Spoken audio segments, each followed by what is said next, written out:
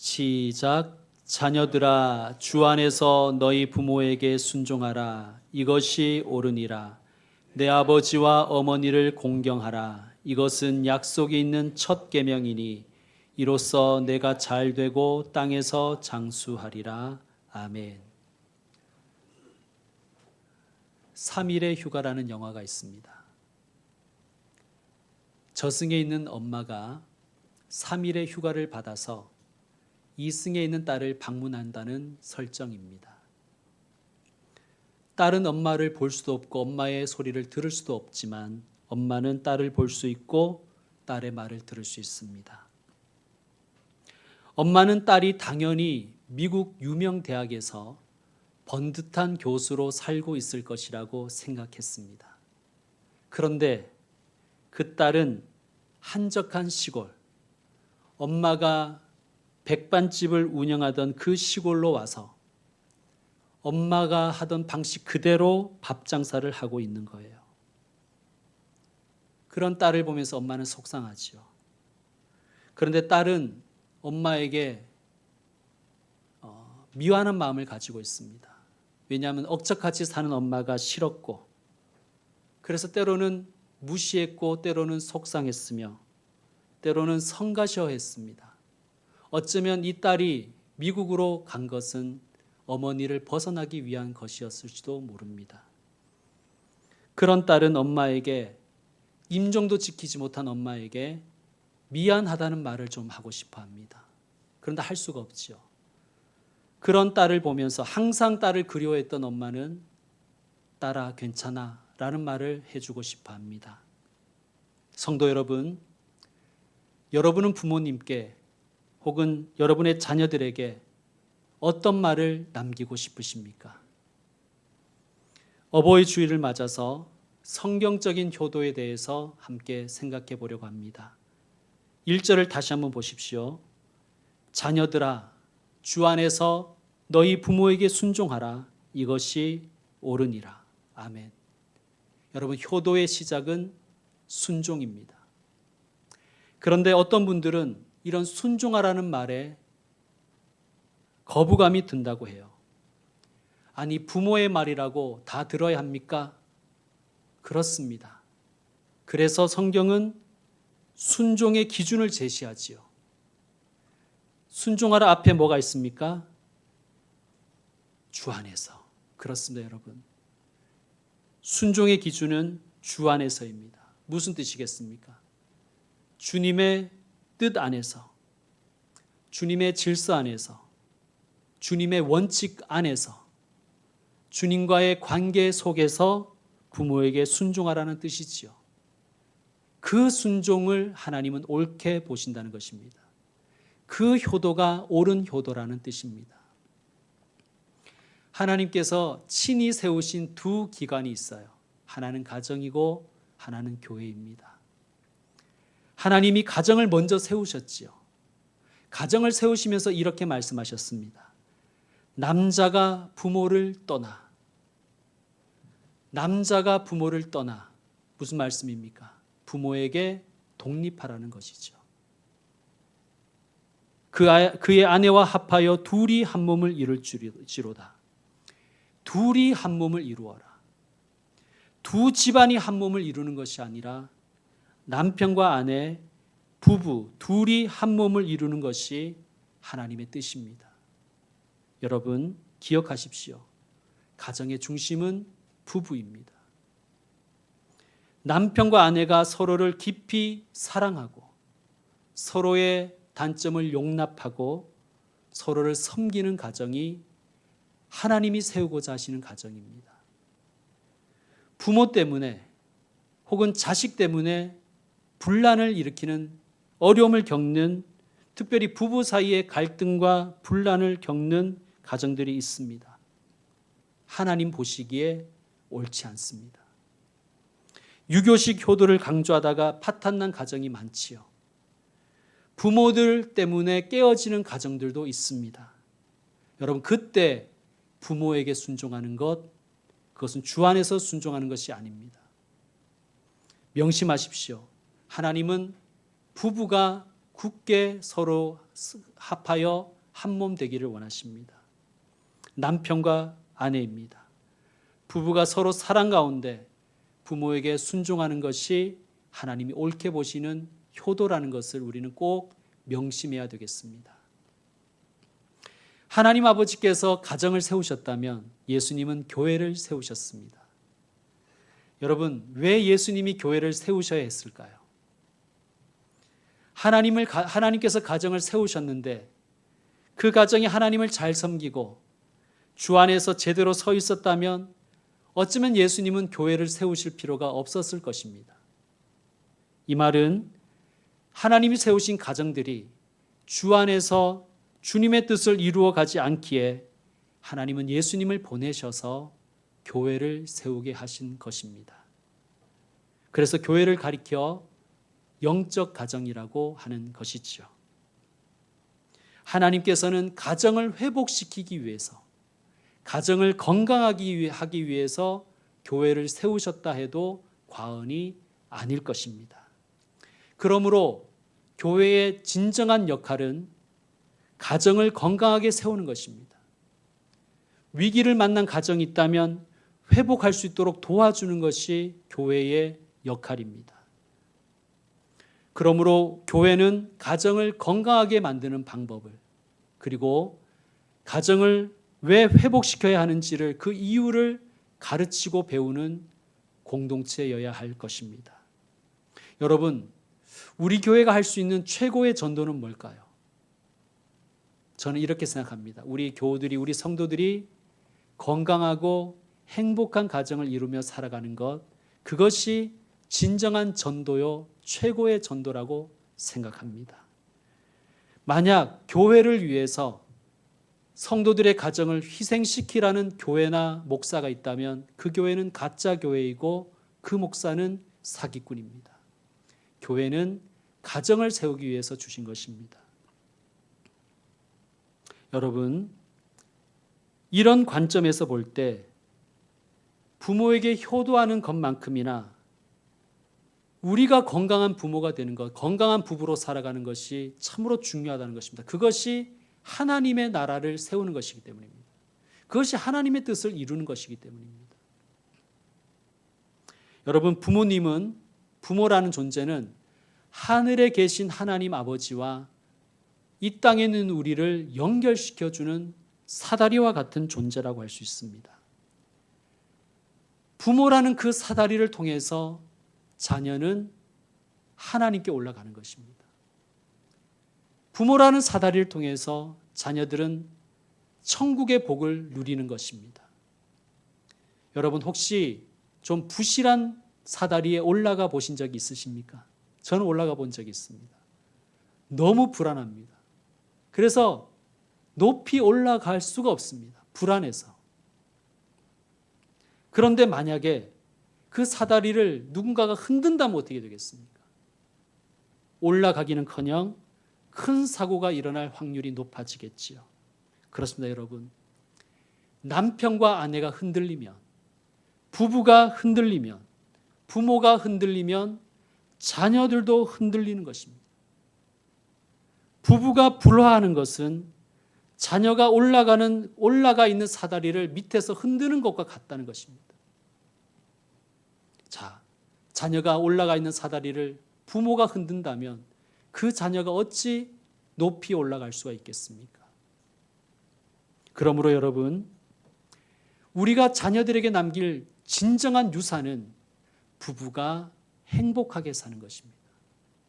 남편과 아내가 든든한 가정을 이루면서 자녀들에게 튼튼한 사다리를 만들어 주는 것입니다. 여러분, 아무리 많은 유산을 남겨주어도 그 유산을 잃어버리는 자녀들이 많지요. 심지어 빼앗기는 자녀들도 많습니다. 그러나 행복한 부부로 살아가는 그 유산은 자녀들이 결코 잃어버리지 않을 것입니다. 빼앗기지도 않을 것입니다. 부부가 행복하게 산다면 믿으십시오. 내 자녀의 사다리는 튼튼하다. 성도 여러분, 다시 한번 말씀드립니다. 남편과 아내, 부부가 행복하게 건강하게 서로를 섬기며 살아가십시오. 그것이 주 안에서 부모에게 순종하는 효도의 첫걸음입니다. 계속해서 본문 2절과 3절 우리 함께 읽겠습니다. 2절과 3절입니다. 내 아버지와 어머니를 공경하라. 이것은 약속이 있는 첫 계명이니 이로써 내가 잘되고 땅에서 장수하리라. 아멘. 성경적인 효도의 첫 단계, 기초 단계가 순종이라면 그 다음 단계, 성숙의 단계는 부모를 공경하는 것입니다. 여러분, 하나님은 우리의 효가 한 단계 더 앞으로 나가기를 원하시는 거예요. 그냥 순종의 단계에서 공경의 단계로 한층 더 성숙해 가기를 원하신다는 뜻입니다. 공경하라에 해당하는 헬라어가 티마오인데 그 뜻이 재밌더라고요. 이런 뜻입니다. 값을 정하다, 값을 정하여 주다, 값을 치르다 라는 뜻을 가지고 있습니다. 무슨 뜻일까요? 효도라는 것은, 공경이라는 것은 부모의 값을 인정하는 것입니다. 부모님의 희생, 부모님의 사랑의 가치를 인정해 드리는 것이 공경이라는 말씀입니다. 하나님은 부모들이 자녀에게 제값을 받기를 원하십니다. 제대로 된 가치를 인정받기를 원하십니다. 그래서 약속이 있는 첫 계명을 주신 것입니다. 여러분, 우리가 가진 성경책 표지 안쪽에는 우리 기독교에게 매우 중요한 세 가지 문서가 수록되어 있습니다. 하나는 우리의 신앙 고백서인 사도신경, 또 하나는 주님이 가르쳐 주신 기도의 모범인 주기도문, 그리고 마지막 하나는 무엇일까요? 십계명입니다. 한번 찾아보시죠. 여러분, 성경에는 다 있습니까? 십계명은 말 그대로 10가지 계명인데요.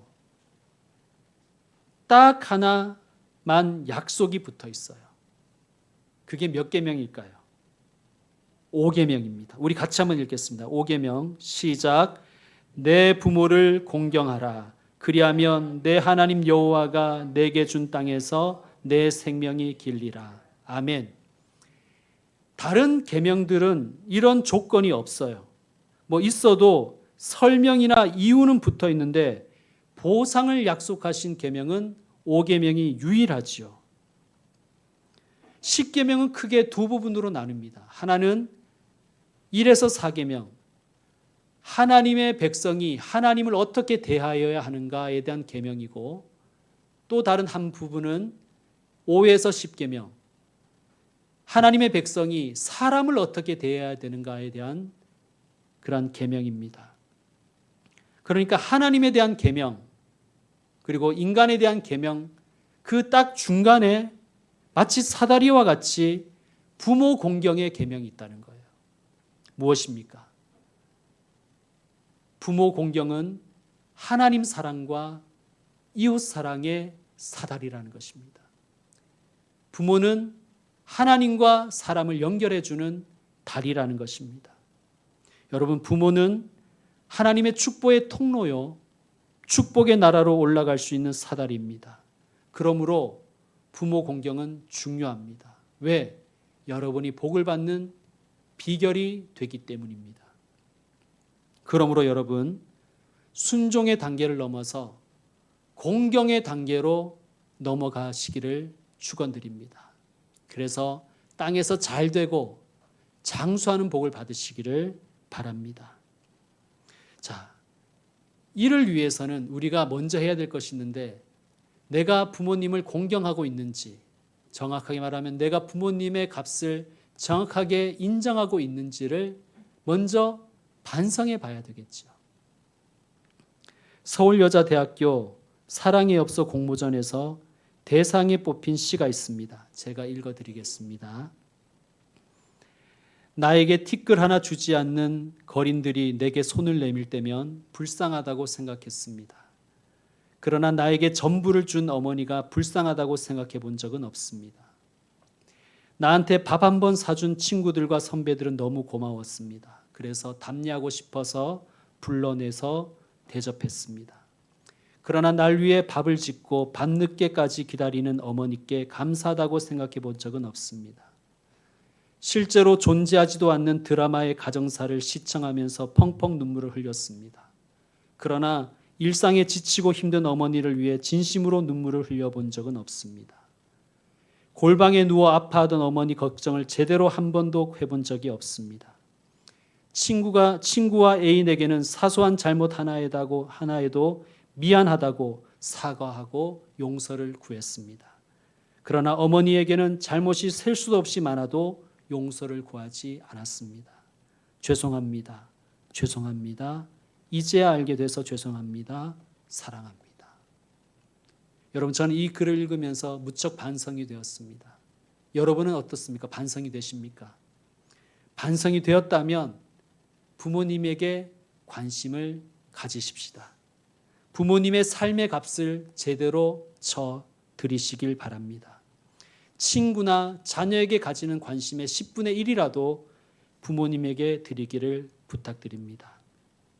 여러분, 내 부모를 공경하라는 이 계명이 10계명에 들어가 있다는 것이 매우 우리에게 시사하는 바가 크지요.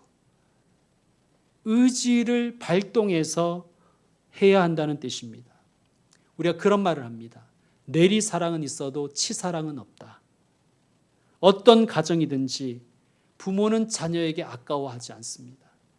없어서 못하는 것이지 아까워서 못하지는 않습니다. 그런데 저도 자식의 입장에서 생각해 보니까 자식들은 부모에게 하는 것을 굉장히 아까워합니다. 만약 우리 중에 부모님께 하는 것이 아깝지 않은 분이 있다면 정말 하늘이 낸 효자입니다. 대부분은 자식들은 부모에게 하는 것을 굉장히 아까워하지요. 그래서 의지를 가지고 부모를 공경해야 하는 것입니다. 자, 그러면 어떻게 부모님을 공경할까요? 여러분, 첫째, 부모님을 위해 기도하십시오. 특별히 여러분께 믿지 않는 부모님이 계신다면 영혼 구원을 위해서 기도하시길 바랍니다. 두 번째, 부모님을 무시하지 마십시오. 부모는 자녀들에게 제값을 받고 싶어 합니다.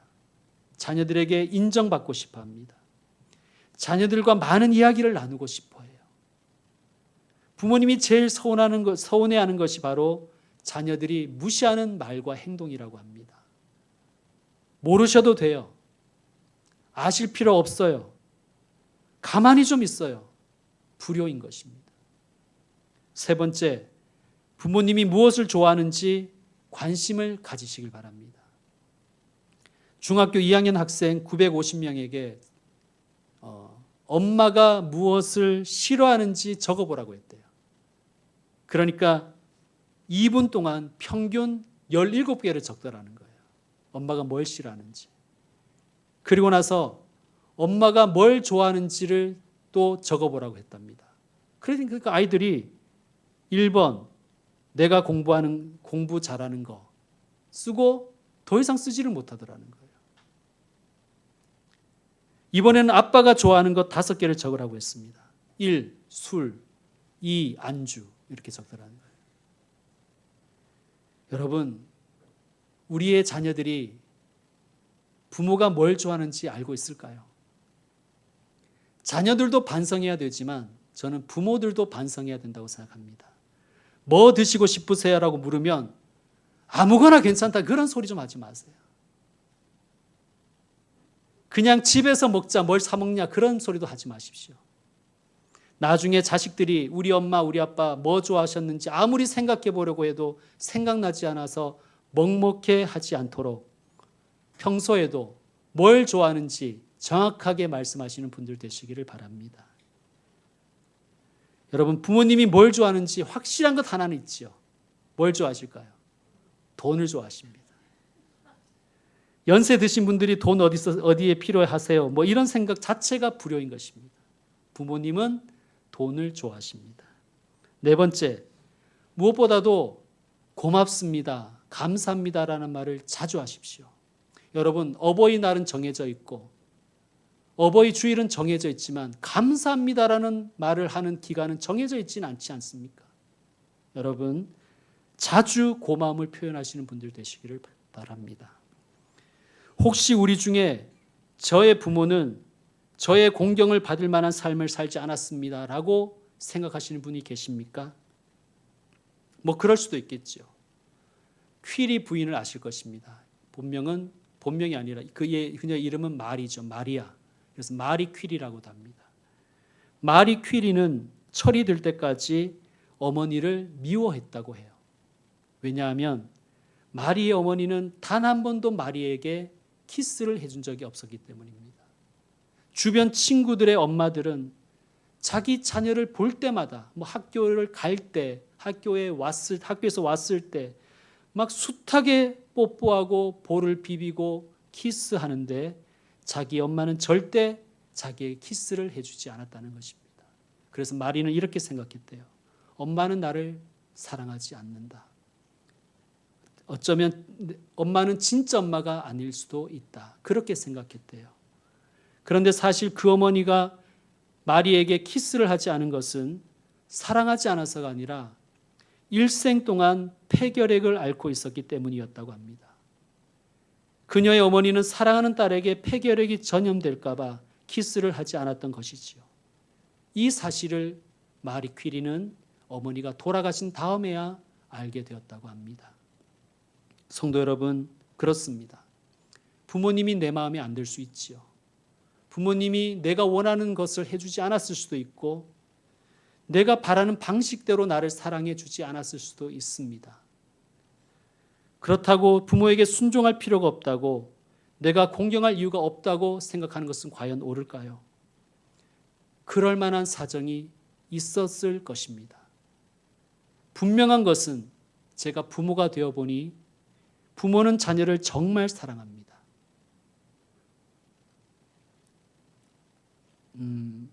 오 집사님도 어머니를 떠나보내고 아버지를 떠나보냈지만 우리 중에는 공경하고 싶어도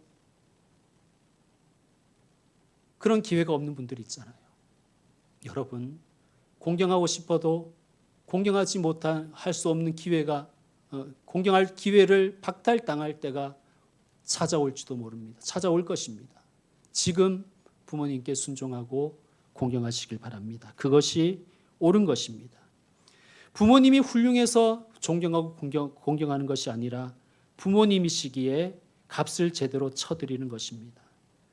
여러분, 순종하기 싫어도 순종하고 공경할 만한 부분이 없다고 생각해도 공경하면 누가 복을 주시는가?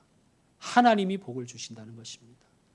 여러분, 말씀에도 있잖아요. 너희가 사랑할 만한 사람을 사랑한다면 무슨 상이 있겠느냐?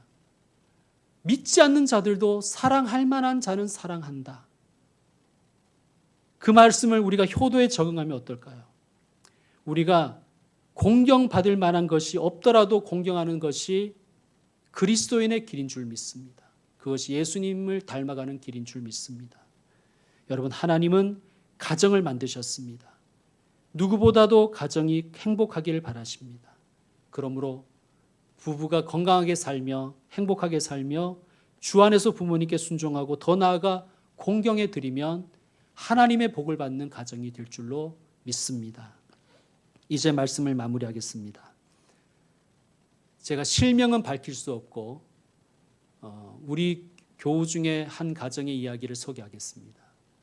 최모 집사님과 한모 집사님 가정의 이야기입니다. 작년 2024년에 최모 집사님의 어머니, 한모 집사님의 시모께서 칠순을 맞으셨대요. 그럼 형제들이 칠순이니까 어머니에게 어떤 선물을 할까에 대해서 서로 의논하면서 이렇게 상의를 많이 하고 있던 그런 기간에 어머니가 자녀들을 집으로 부르셨대요. 그리고 그런 이야기를 해주시더래요. 어머니가 다니는 교회가 필리핀 선교를 하고 있는데 그 어머니도 선교사에게 동참했고 선교를 통해서 관계를 맺은 필리핀 현지 가정이 있다고 합니다. 그런데 그 가정은 식구들이 많고 가난한 가정이었습니다. 그런데 안타깝게도 그 가족이 살아가는 그 집에 지붕이 무너지는 사고가 있었고 그 가정으로서는 그 수리 비용을 도저히 감당할 수 없어서 고치지도 못한 채 불편하고 위험하고 비위생적인 환경에 노출되어 살고 있다는 안타까운 소식을 교회로부터 들었다는 말씀을 하시면서 이렇게 얘기하시는 거예요. 내 칠순에 너희들이 주려고 계획한 용돈 얼마인지는 모르지만 그 돈을 나는 내가 갖지 않고 전부 이 불쌍한 가정의 지붕을 고쳐주는 일에 헌금하려고 한다. 그렇게 나는 결심했으니 나의 뜻을 따라주길 바란다. 저는 이 이야기를 들으면서 참 존경받을 만한 분이고 공경받을 만한 분이라고 생각했습니다. 동시에 저는 이런 반성을 했습니다. 나는 존경받을 부모인가? 나는 공경받을 만한 아버지인가? 여러분, 우리가 존경받을 만하고 공경받을 만하다면 자녀가 우리를 존경하고 공경하는 것이 어렵지 않겠죠. 그러면 말씀에서 약속하신 땅에서 잘되고 장수하는 복을 받을 수 있겠죠. 받을 가능성이 많아지겠죠. 그러므로 내가 존경받을 만한 부모가 되는 것, 공경받을 만한 부모가 되는 것, 자녀들을 복되게 하는 길인 것을 저는 믿습니다. 여러분, 혹시 우리 중에는 부모가 아닌 분들도 있지요. 꼰대가 되려고 하지 말고 존경받을 만한 선배, 공경받을 만한 어른이 되시길 바랍니다. 성도 여러분, 제가 설교에 언급한 영화의 주인공들이 부모님에게 혹은 자녀에게 해주고 싶었지만 하지 못한 말이 있었다고 말씀드렸지요. 여러분은 여러분의 부모님에게, 여러분의 자녀에게 어떤 말을 남겨주고 싶으십니까? 여러분의 후배들에게 어떤 말을 남겨주고 싶으십니까? 저는 이런 말을 우리가 해주는 사람이 되기를 원합니다. 예수님 사랑하자. 하나님 나라를 위해서 살자. 하나님의 뜻에 순종하자. 우리 사랑하며 살자. 이런 말을 하며 살았으면 좋겠습니다. 그런 부모를 주 안에서 진정으로 존경할 수 있는 자녀는 복된 자녀일 것입니다. 사랑하는 성도 여러분, 부모를 공경하고 공경받을 만한 부모, 존경받을 만한 어른이 되십시다. 그리하여 땅에서 잘되고 장수하는 복을 우리 후손들이 누릴 수 있도록, 우리의 후배들이 누릴 수 있도록 복의 통로가 되는 저와 여러분 되시기를 축원드립니다. 기도하겠습니다.